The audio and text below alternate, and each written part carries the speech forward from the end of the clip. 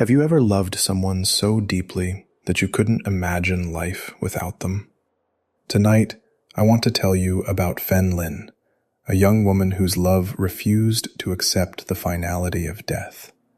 Some say true love conquers all, but what happens when all includes the grave itself?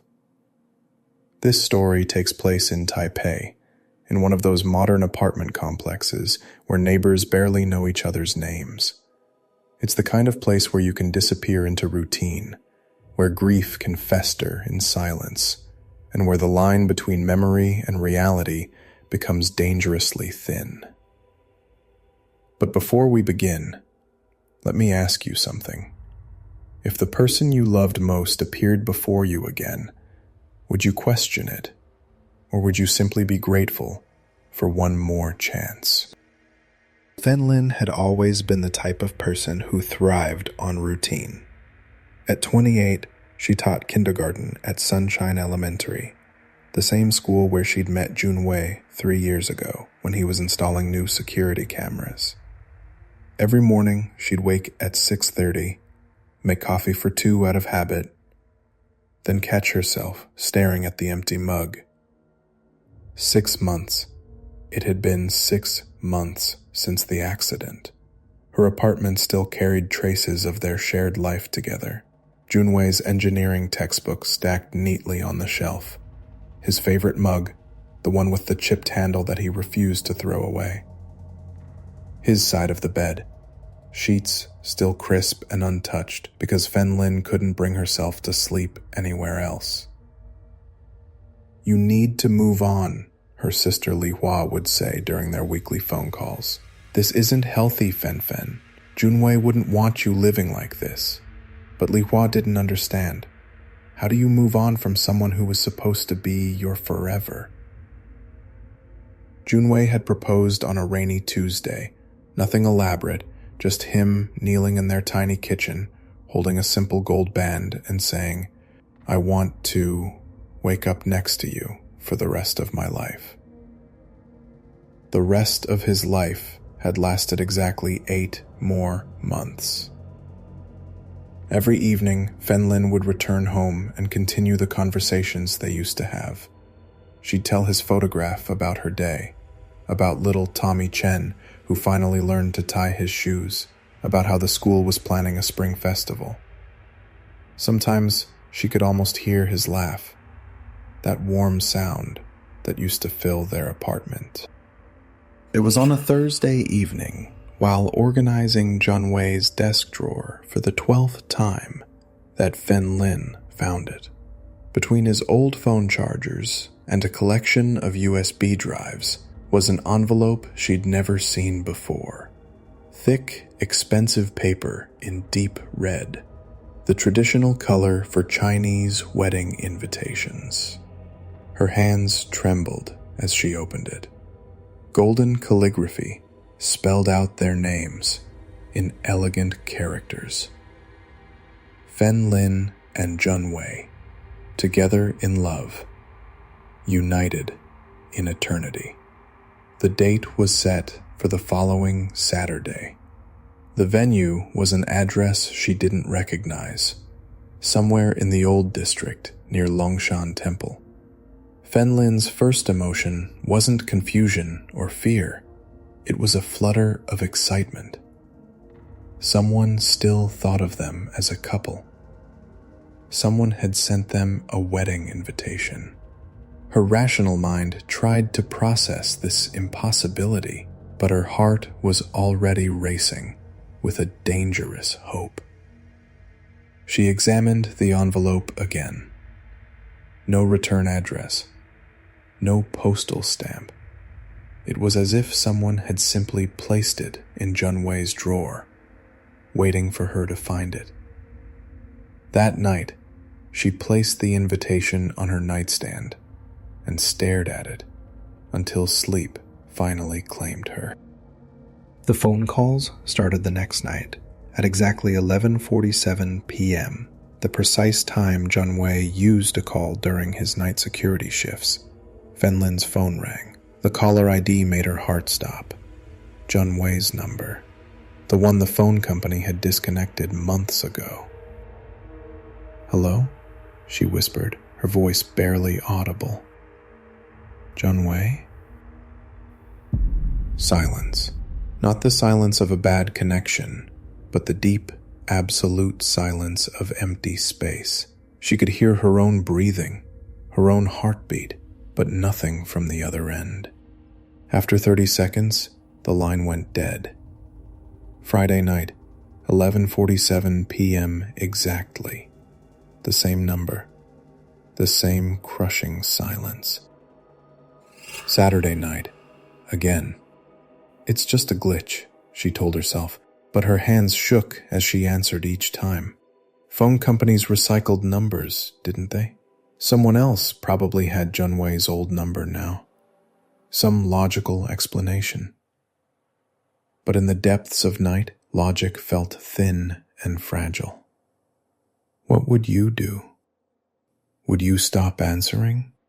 Or would you keep picking up, hoping that one night you'd hear the voice you've been desperate to hear again?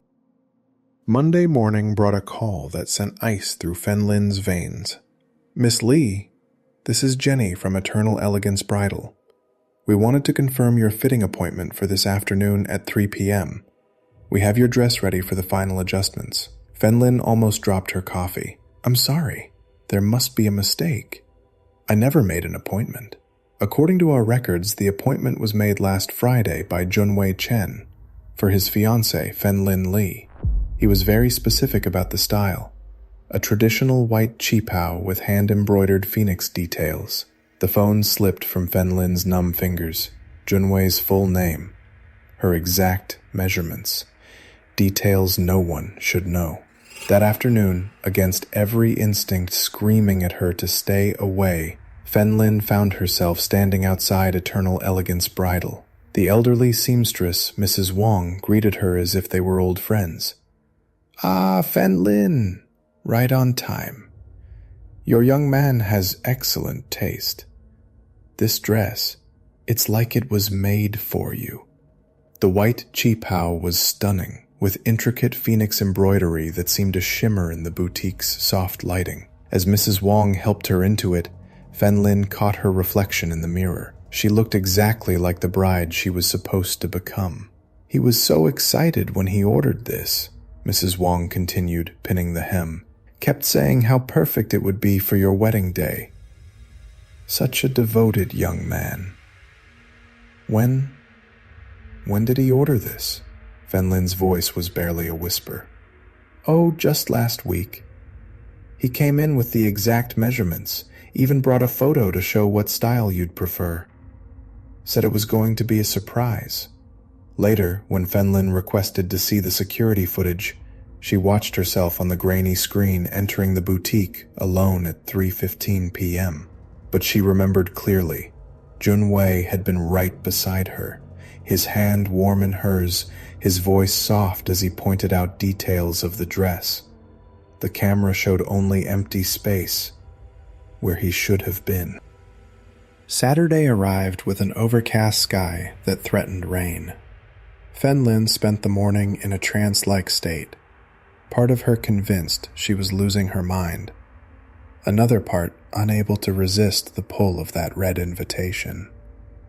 The address led her to an old temple in the historic district, a building that looked like it hadn't been used in decades. But as she approached, warm light spilled from the windows, and the sound of traditional wedding music drifted through the air. Inside, the temple had been transformed. Fresh white lilies adorned every surface. Red candles flickered in the dim light, and rows of wooden chairs faced an altar draped in gold cloth.